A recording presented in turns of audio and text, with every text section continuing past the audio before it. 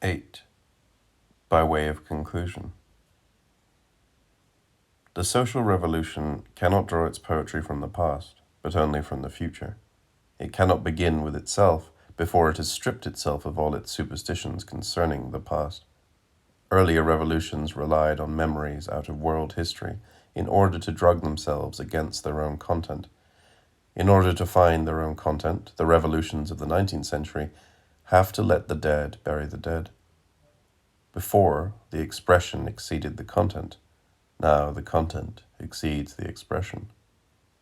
Karl Marx, the 18th Brumaire. I can already see the faces of all those who will ask me to be precise on this or that point, to denounce this or that mode of conduct.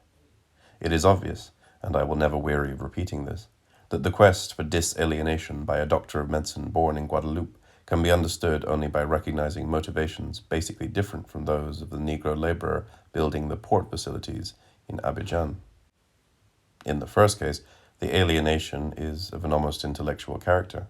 Insofar as he conceives of European culture as a means of stripping himself for his race, he becomes alienated. In the second case, it is a question of a victim of a system based on the exploitation of a given race by another, on the contempt in which a given branch of humanity is held by a form of civilization that pretends to superiority. I do not carry innocence to the point of believing that appeals to reason or to respect for human dignity can alter reality. For the Negro who works on a sugar plantation in Le Robert, there is only one solution: to fight. He will embark on this struggle, and he will pursue it, not as the result of a Marxist or idealistic analysis, but quite simply because he cannot conceive of life otherwise than in the form of a battle against exploitation, misery, and hunger. It would never occur to me to ask these Negroes to change their conception of history. I am convinced, however, that without even knowing it, they share my views, accustomed as they are to speaking and thinking in terms of the present. The few working-class people whom I had the chance to know in Paris never took it on themselves to pose the problem of the discovery of a Negro past. They knew they were black, but, they told me, that made no difference in anything. In which they were absolutely right. In this connection, I should like to say something that I have found in many other writers. Intellectual alienation is a creation of middle-class society. What I call middle-class society is any society that becomes rigidified in predetermined forms, forbidding all evolution, all gains, all progress, all discovery. I call middle class a closed society in which life has no taste, in which the air is tainted, in which ideas and men are corrupt.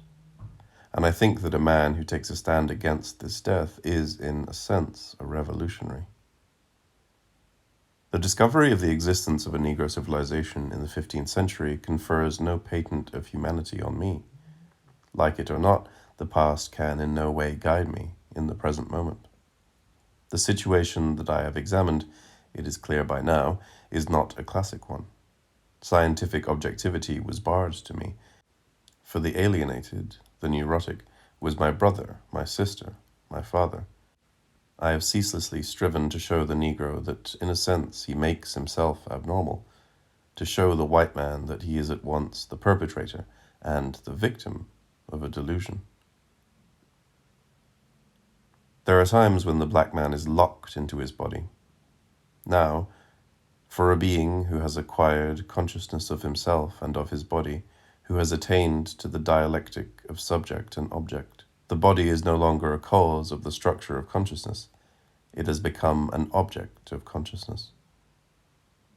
Maurice Merleau-Ponty, La phénoménologie de la perception, 1945. The Negro, however sincere, is the slave of the past. None the less, I am a man, and in this sense, the Peloponnesian War is as much mine as the invention of the compass. Face to face with the white man, the Negro has a past to legitimate, a vengeance to exact. Face to face with the Negro, the contemporary white man feels the need to recall the times of cannibalism. A few years ago, the Lyon branch of the Union of Students from overseas France asked me to reply to an article that made jazz music literally an eruption of cannibalism into the modern world. Knowing exactly what I was doing, I rejected the premises on which the request was based, and I suggested to the defender of European purity that he cure himself of a spasm that had nothing cultural in it. Some men want to fill the world with their presence. A German philosopher described this mechanism as the pathology of freedom. In the circumstances, I did not have to take up a position on behalf of Negro music against white music, but rather to help my brother to rid himself of an attitude in which there was nothing healthful. The problem considered here is one of time. Those Negroes and white men will be disalienated who refuse to let themselves be sealed away in the materialized tower of the past. For many other Negroes, in other ways, disalienation will come into being through their refusal to accept the present as definitive. I am a man, and what I have to recapture is the whole past of the world. I am not responsible solely for the revolt in Santo Domingo. Every time a man has contributed to the victory of the dignity of the spirit, every time a man has said no to an attempt to subjugate his fellows, I have felt solidarity with his act.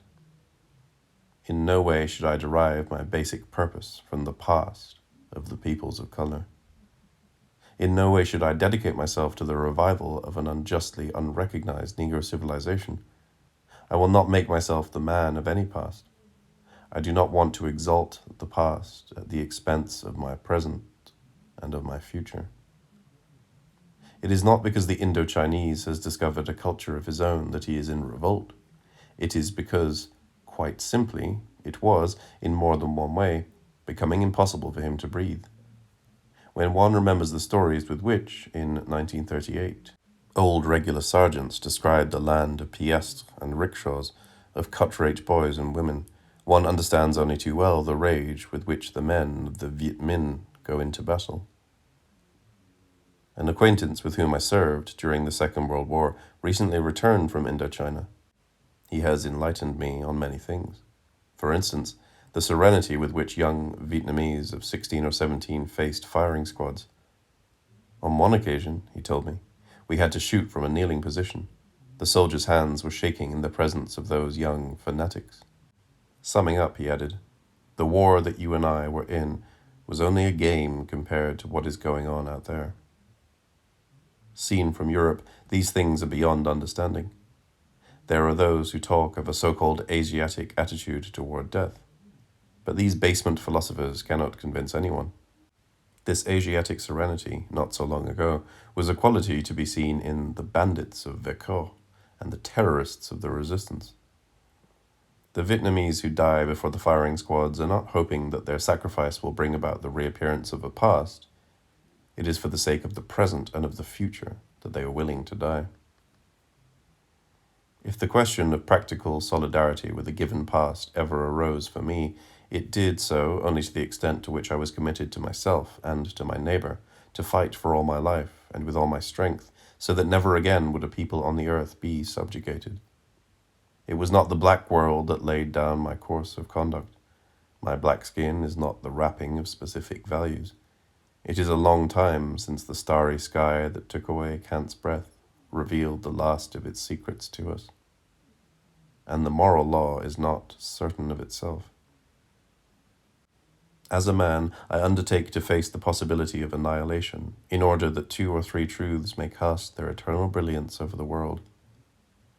Sartre has shown that, in the line of an unauthentic position, the past takes in quantity and, when solidly constructed, informs the individual. He is the past in a changed value. But, too, I can recapture my past, validate it, or condemn it through my successive choices.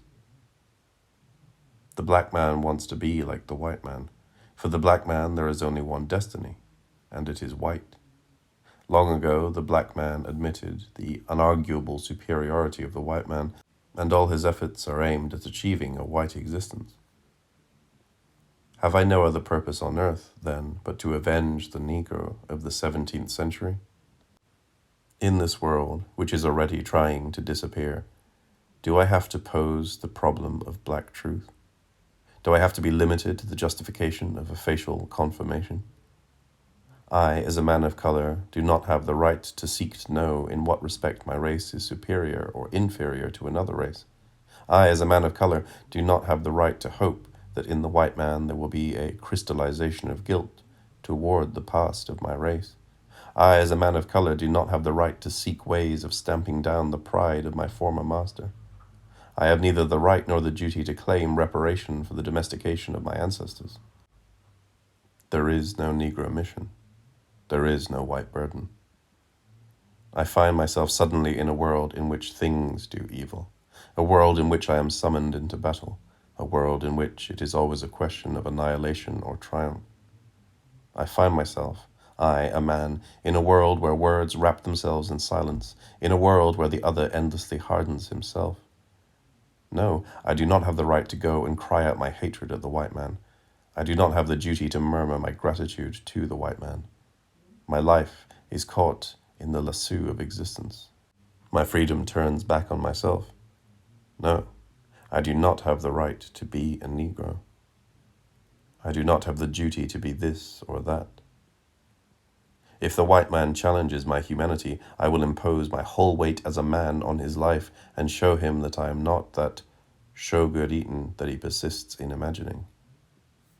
I find myself suddenly in the world, and I recognize that I have one right alone, that of demanding human behavior from the other. One duty alone, that of not renouncing my freedom through my choices. I have no wish to be the victim of the fraud of a black world. My life should not be devoted to drawing up the balance sheet of Negro values. There is no white world, there is no white ethic, any more than there is a white intelligence. There are in every part of the world men who search. I am not a prisoner of history. I should not seek there for the meaning of my destiny. I should constantly remind myself that the real leap consists in introducing invention into existence. In the world through which I travel, I am endlessly creating myself. I am a part of being to the degree that I go beyond it. And through a private problem, we see the outline of the problem of action. Placed in this world, in a situation, embarked as Pascal would have it. Am I going to gather weapons? Am I going to ask the contemporary white man to answer for the slave ships of the 17th century? Am I going to try by every possible means to cause guilt to be born in minds? Moral anguish in the face of the massiveness of the past?